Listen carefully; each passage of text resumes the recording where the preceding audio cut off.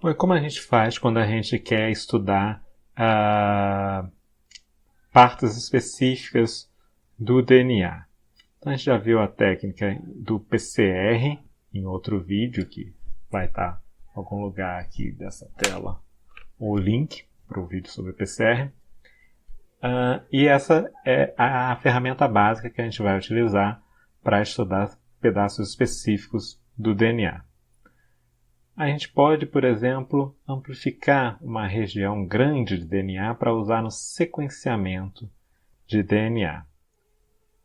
Sequenciamento de DNA vai ser uma tecnologia que identifica os nucleotídeos na exata sequência em que eles estão no cromossomo, permitindo assim você saber em que a combinação de nucleotídeos em sequência no DNA. Por isso essa técnica chama sequenciamento de DNA.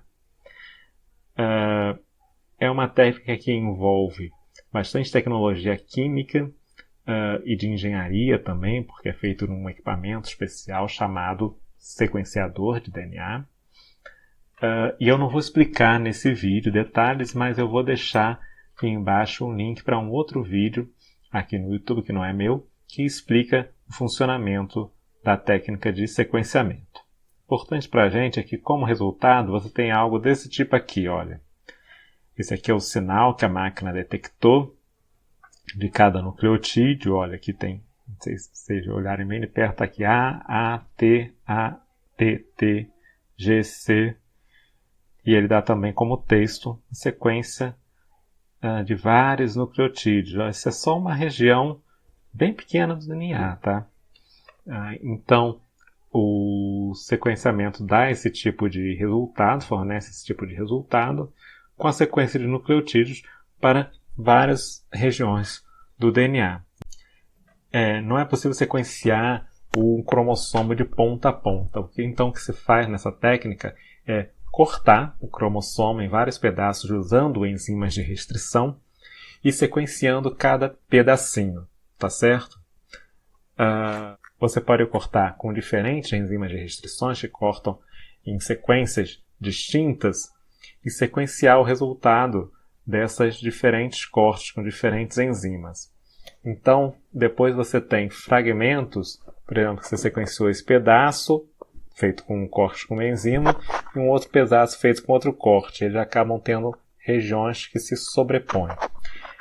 Então, com esse tipo de dado aqui no computador, depois você consegue, usando programas adequados, pegar todas essas sequências, essas milhões de sequências, e fazer a montagem do genoma, ou seja, identificar esses pedaços de sobreposição das sequências e identificar qual sequência é a continuação de qual, e aí ir montando como se fosse um Lego. Só que a gente não faz isso na mão, quem faz é o computador, e no final ele consegue então a sequência do cromossomo inteiro.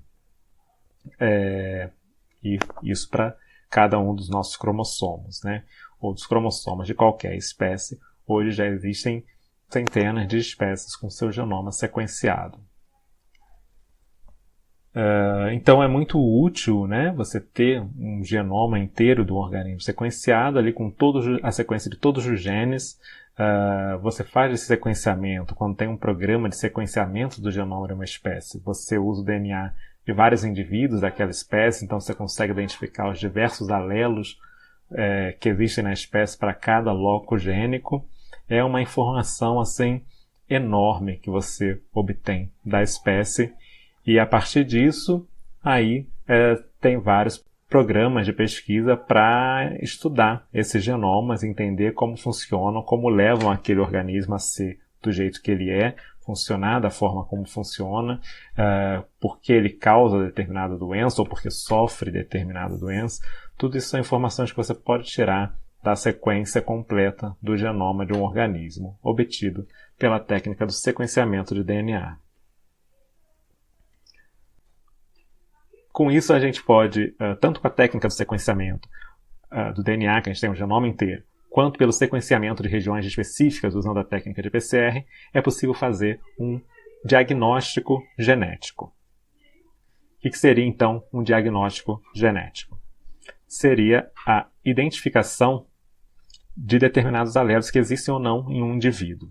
Então são sintetizados primers com sequência de nucleotídeos especificamente complementares a uma região do gene do interesse, como eu já expliquei no vídeo lá sobre PCR.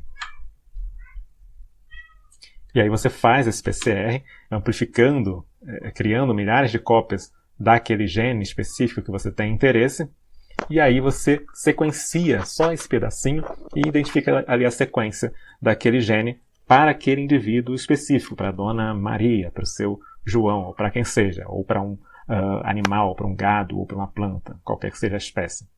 E aí com isso você vai ter a sequência exata do alelo, ou dos 2 alelos, que aquele indivíduo possui, e pode identificar se é um alelo normal, que cria um indivíduo normal saudável, se é um alelo que cria alguma característica especial de interesse comercial, quando é algo da agricultura, da pecuária, se é, no caso de humanos, por exemplo, um alelo que causa algum risco de doença. Tudo isso você consegue identificar e fazer o diagnóstico genético para aquele organismo, para aquele indivíduo. Com isso é possível a gente fazer um aconselhamento genético para as pessoas, né, no caso de um estudo feito para seres humanos. Então, utilizando a genotipagem, que é o nome que a gente dá quando a gente determina o genótipo do organismo, é genotipagem.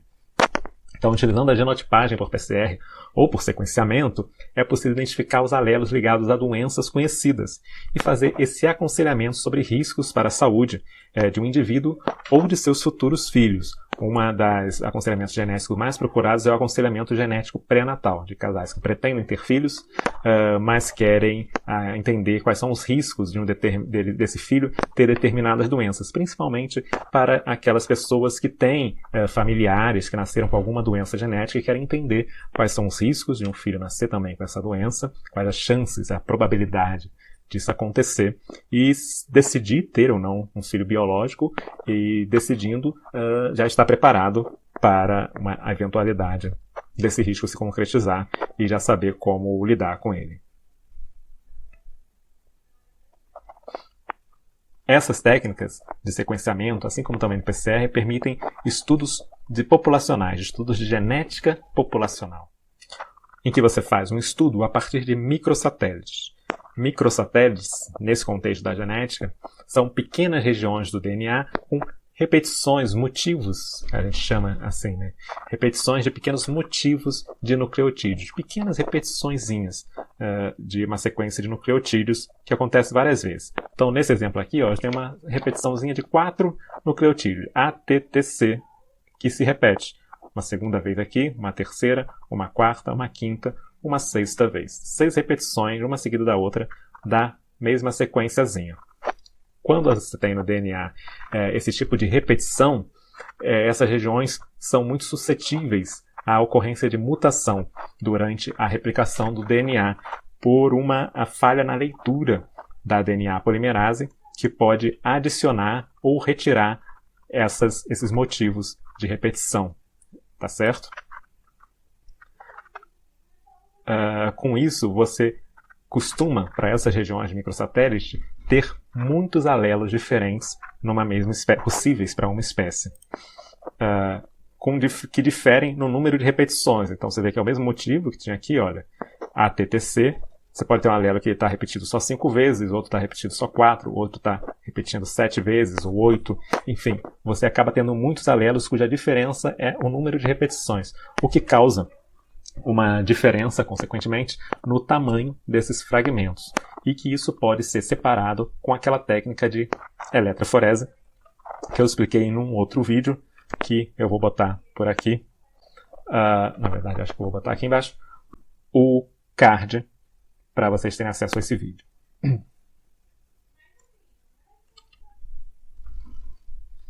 Nesses estudos populacionais, então, com as técnicas de PCR e com a eletroforese, é possível separar esses microsatélites de acordo com o seu tamanho, ou seja, de acordo com o número de repetições daquela sequência, e identificar o genótipo do organismo, produzindo na eletroforese um resultado como esse aqui.